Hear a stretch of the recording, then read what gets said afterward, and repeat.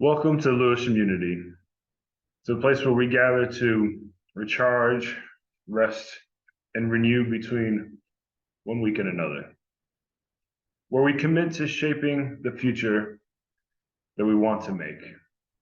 And where all of you, whoever you love, wherever you come from, wherever your ancestors come from, whatever your spiritual path, and whatever you are searching for, you are welcome here. Hello all, I'm Reverend Julio Torres and my pronouns are he, him. Today's service is on what guides us. As we close out our theme this quarter of widows, orphans, and the lost, I ask you, what guides you? And what also guides us as a community? What provides us with our values, our principles, our spiritual practices, our morals, our ethics? Maybe we have one particular focus. Maybe we have something that's quite our primacy, and then we have so many other things supporting it. And then maybe we just have a bunch of sources of faith. And identifying it is key, as it will impact our spiritual journey, help us in times of crisis, and guide us in how we make the world a better place. And so for our chalice lighting, may we inquire into how candles are made, how light bulbs generate light, how the sun burns bright. May we never stop searching for how our light within us yearns for truth, compassion, justice, and peace. And for the children,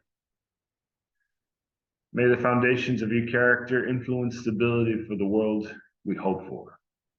May your inquisitive minds ever ask why. And may your search for truth be filled with treasure maps where X's are all over. I'm just going to go light them now. 2 seconds.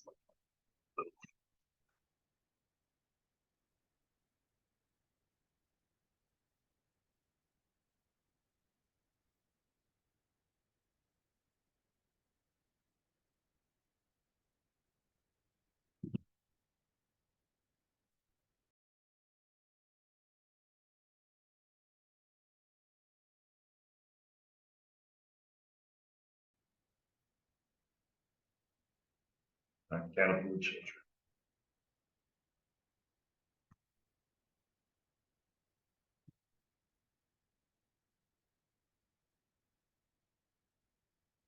So our reading today is from the 6 sources of our living tradition the Unitarian Universalist Association has.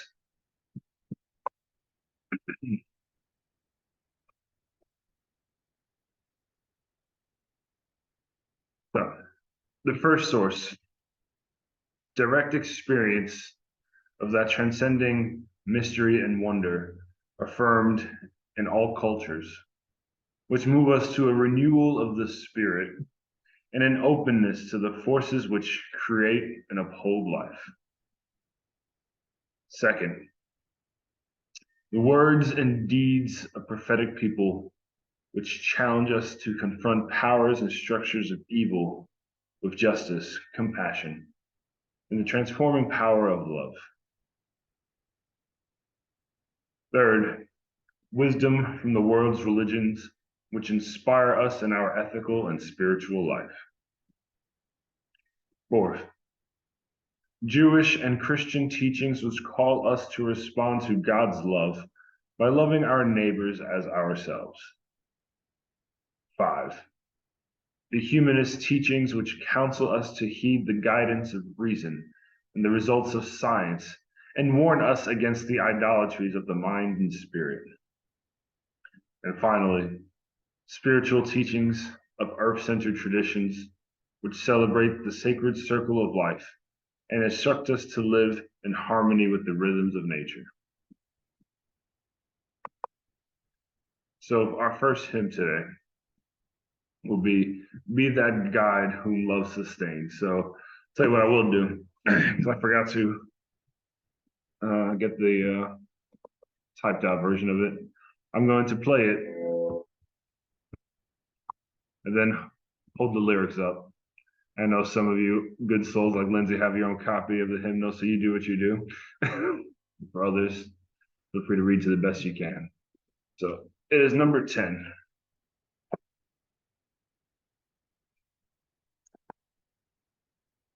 This lovely piece of hymnal. So give me 2 seconds to share share the music.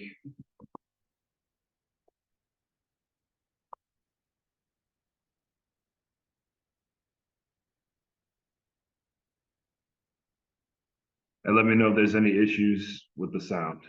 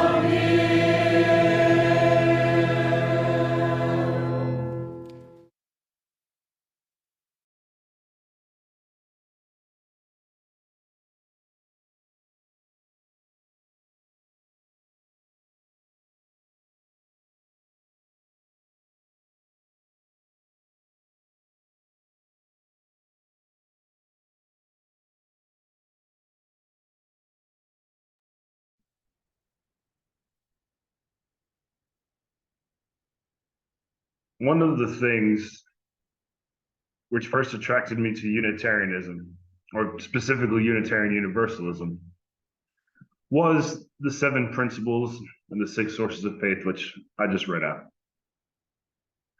Now, this was a refreshing and hopeful message to me, having come from Roman Catholicism and spending 6 years as a neo-pagan. Both were lovely, we both felt a bit narrow.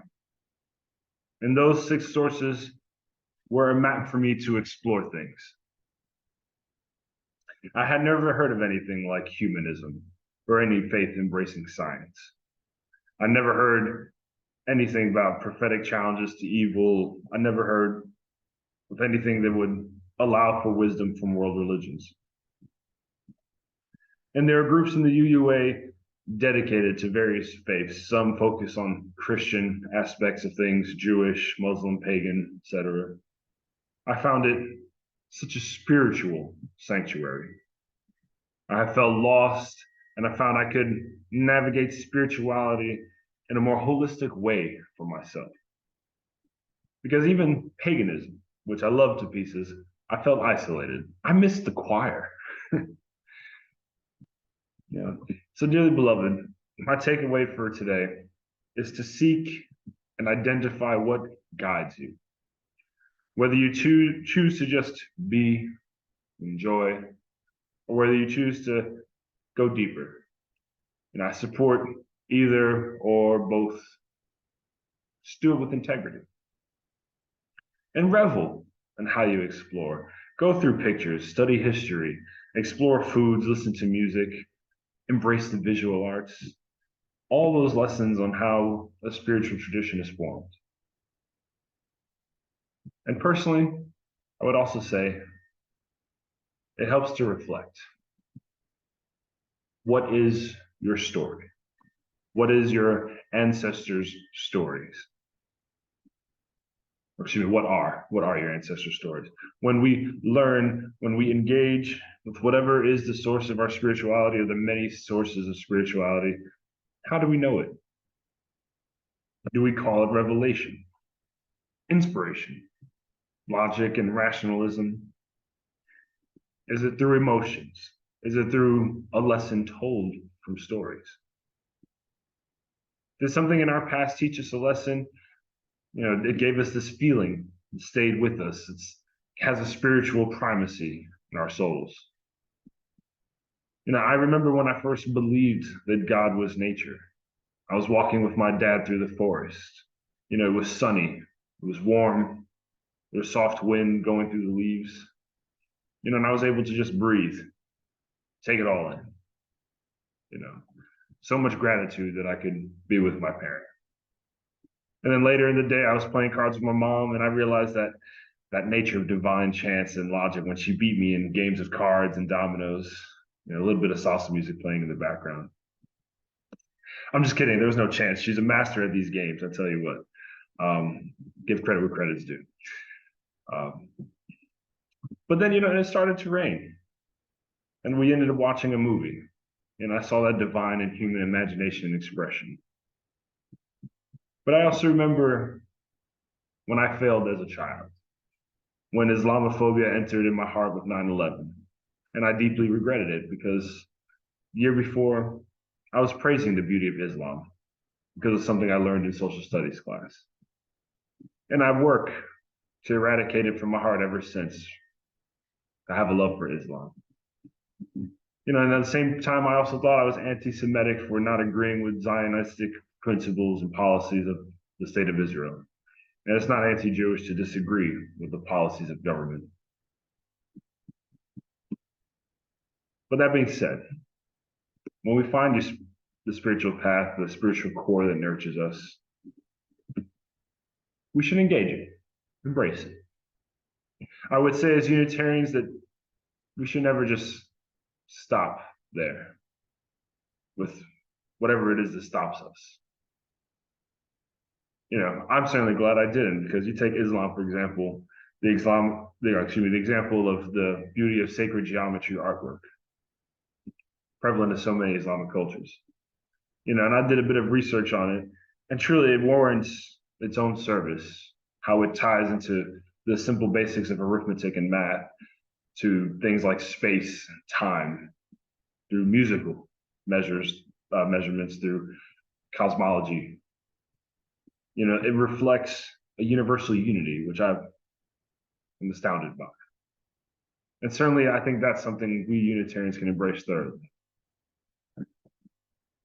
Whether it be Islam, whether it be Christianity, there's so many examples of that spiritual, multifaceted excellence with revelation, logic, storytelling, emotional depth.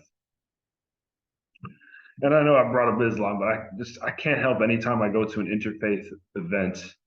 There's just so much negative press that seems to just gloss over it. No one gives any other faith group as much grief as Islam when Christianity or Christian-run nations have more of a root cause of issues in the world than Islam. It just breaks my heart. No interfaith event is ever just like, oh, the beauty of such and such activity. They always just, any Muslim in their group will then have to apologize on behalf, like they shouldn't have. No one goes to Christianity to talk about the actions of the Ku Klux Klan, to talk about Catholic versus Protestant wars, Christian colonization, conquest of the Americas, Africa, Asia, Australia, slavery, persecution of pagans, Jewish, heretics, etc. No one talks about that first in an interfaith event. No one talks about the gay conversion rhetoric. No one talks about discrimination and violence towards the LGBTQIA plus community. But that being said, what guides us? What informs our morals, our ethics, our characters, our values? Revelations have led to stories. And certainly some stories are simply what we're trying to teach the next generation. But maybe something else guides us, like the Charter for Human Rights. Or maybe there's scripture. Maybe it's some cultural tradition. Maybe our parents taught us how to dance. What guides us? And I support things when atheists and humanists, maybe that's just inspiration that comes up in conversation with people. Maybe there's some study, maybe there's just revelation. There's nothing more than just background brain processing. Maybe. I support it. Ultimately, revelation, whatever guides you, I will support it. Ultimately, yeah, there's no scientific proof of gods. But we Unitarians remain agnostic on principle. Maybe there is, maybe there isn't.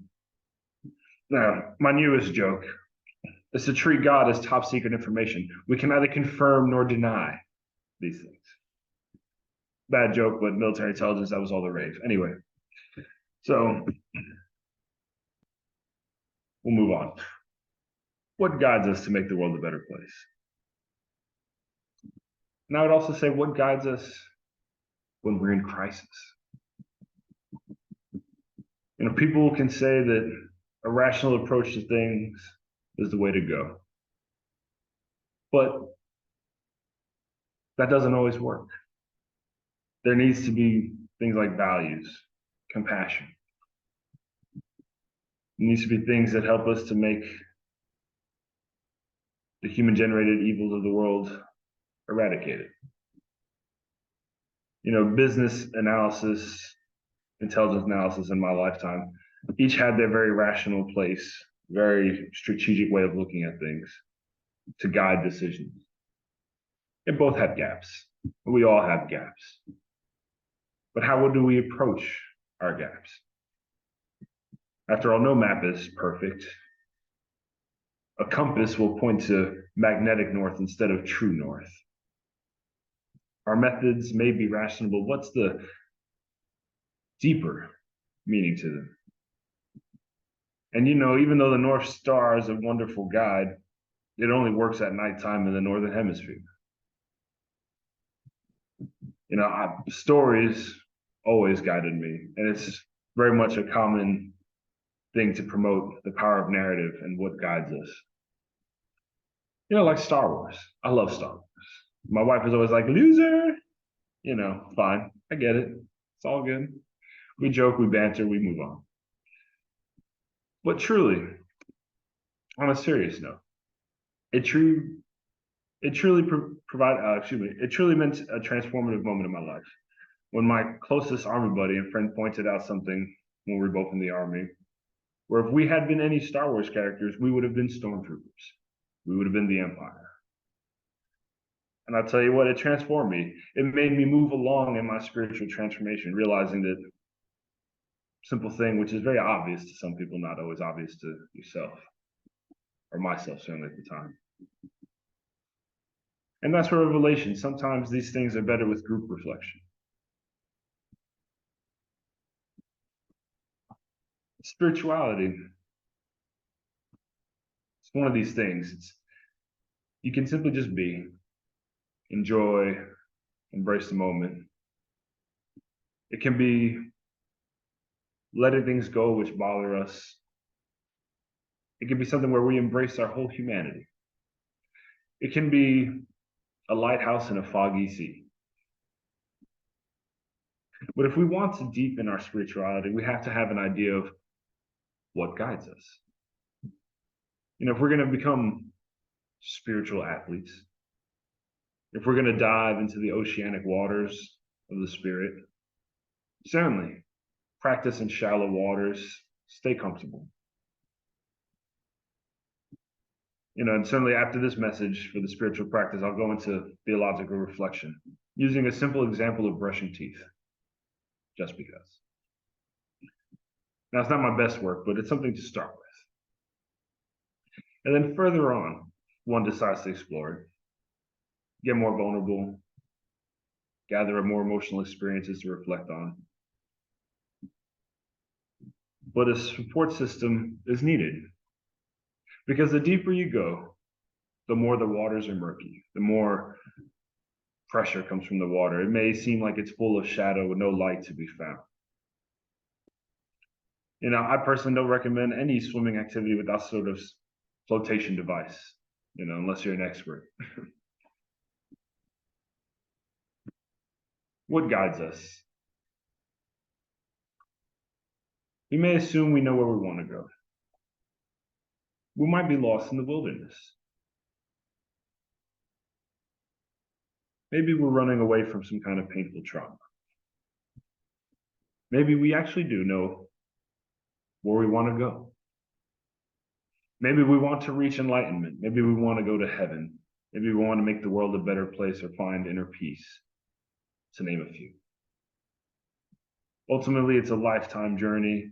And the beautiful thing is, we only need to be as perfect as we think of our source of the divine. I don't think God is perfect. I don't think we need to be perfect. I would say simply to continually reflect, be humble, contemplate the universe, but be empowered in your experience. Be empowered in the experience of your community. Now, I've personally gone down a path that will forever require me to ask, does something benefit the poor and the oppressed? You don't have to. That's me. That's Julio.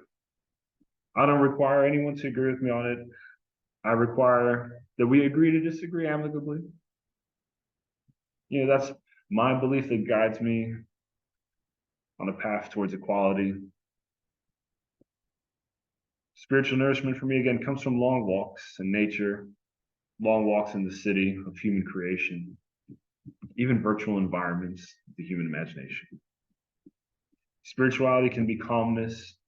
It can be the ecstatic nature of singing and dancing and laughing. It can be the crying and our anger. The whole of human experience has the potential to be spiritual. It's my basis when I say, love, the phrase love is love, Black Lives Matter, all these things. It's what leads me to the belief of liberation theology. I believe that we have a cosmological need for harmony and balance, and that we can't have systems of oppression and injustice. That we're all entitled to finding inner peace, as well as having external peace in the world. That's me. And I think it's key because, for example, you'll have people like Jordan Peterson or Richard Dawkins, qualified experts, but they sometimes miss the point. Richard Dawkins, full of wisdom, will say something to the effect of, not full of wisdom, Islamophobia is not the same as being racist. A logically accurate statement, because Islam is a faith and not a race of people. But missing the mark, like all lives matter. True statement, logical statement, I agree with it. Again, missing the mark of Black Lives Matter. Ignoring all the racism underpinning these statements. What guides us? We've each trodden long journeys. It's your decision to make as to what guides you every day. We each can give each other feedback to help deepen our journeys. We each can just chill, let it be, and just breathe and stay in the moment. No deepening required. But with that, I will simply say, take the time, whether it be building the beloved community, whether it be resting, recharging, and renewing. May you find out what guides you. Amen. Blessed be.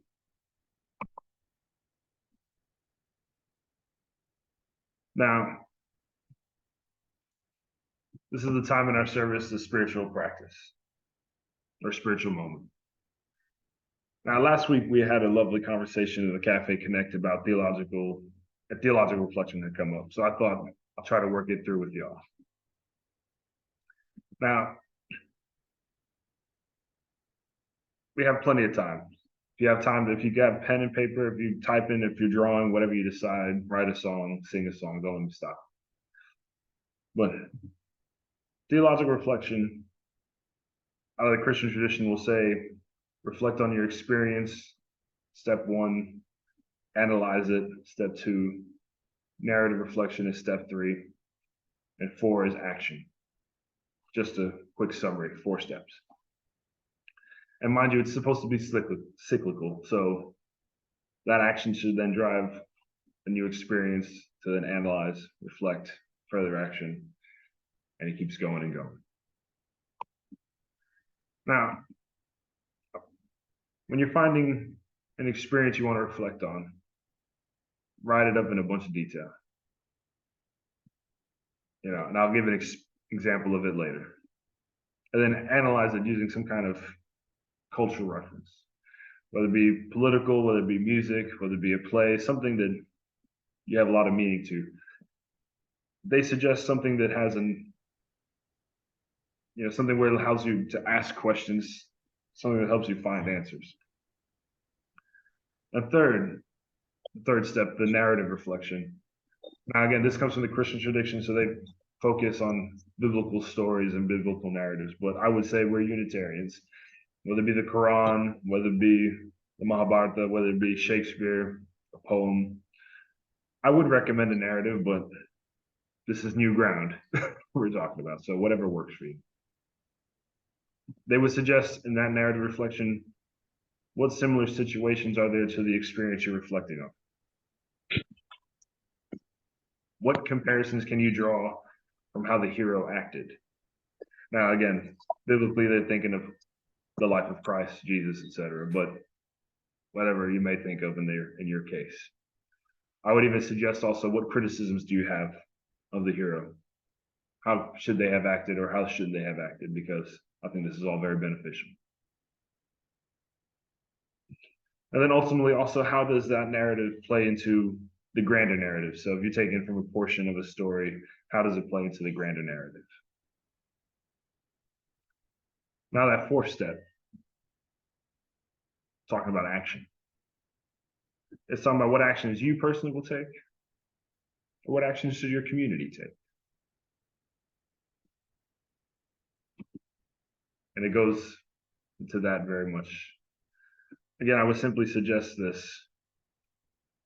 I'll use the example of 2 chaplains I knew who had a podcast where they used Harry Potter as a sacred text. And I'll tell you what, I thought it was fantastic. They went chapter by chapter using theological reflection in various ways. I thought it was beautiful. So truly, it can be done. It just requires a bit of creativity, a bit of dedication. I'm going to go into one example, brushing my teeth, but write some things down, and then afterwards we're going to have time for reflection, about 10 minutes. And I have some music playing in the background so you can enjoy a bit of a piano Christmassy, compilation.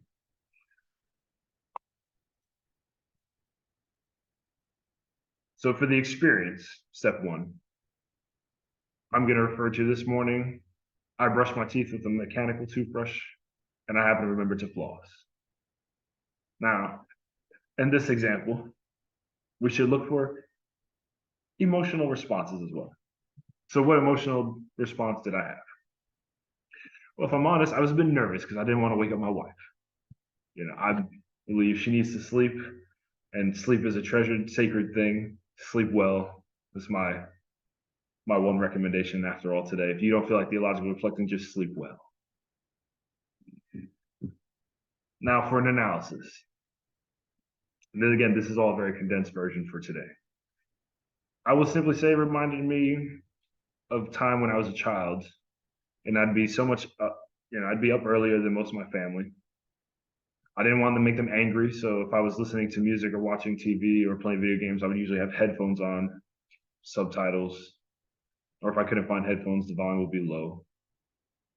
Or if I was reading, sometimes I'd use a flashlight to read because I didn't want the big bright light in the living room to then reflect and wake up other people in the house.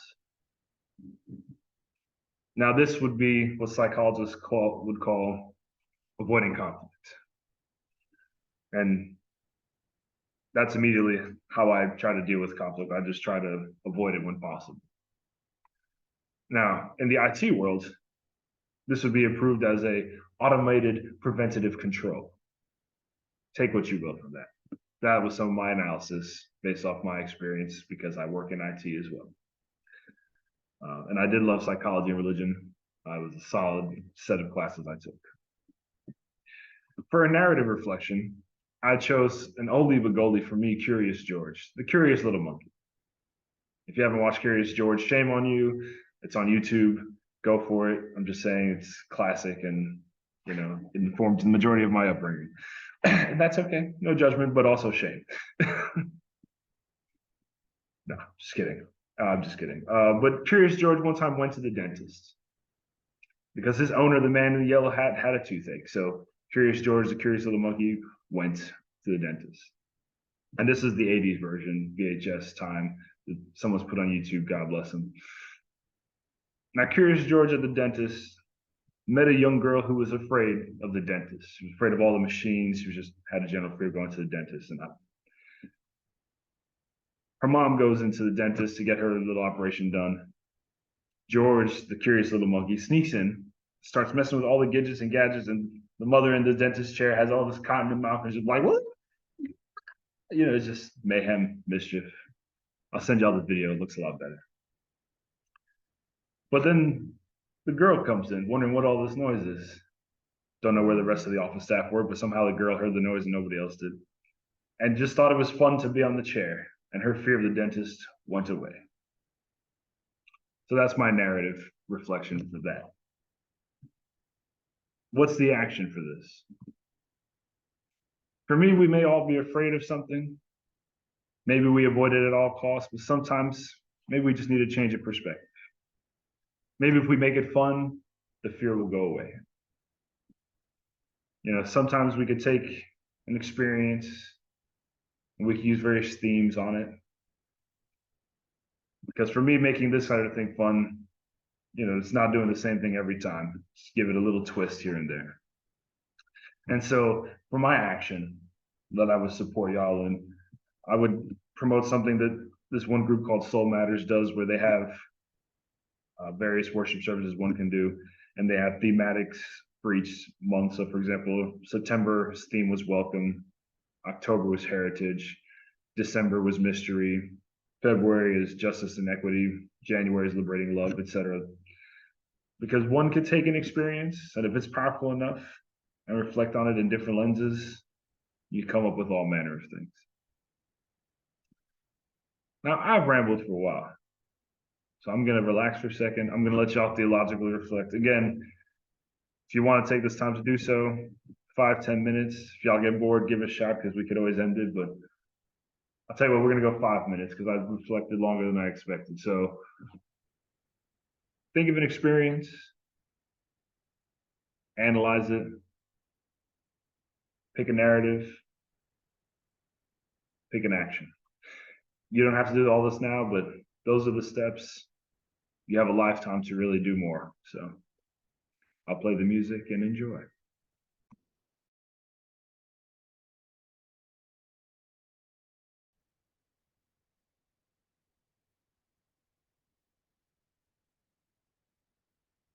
The closing blessing. As the night grows longer, may we embrace the mystery of the shadows. But may we also remember the campfire, the constellations. May we each have peaceful times to rest. May you be guided by what steers you, as you need to embrace your whole self. And maybe we'll make the world just a little bit better. Amen and blessed be.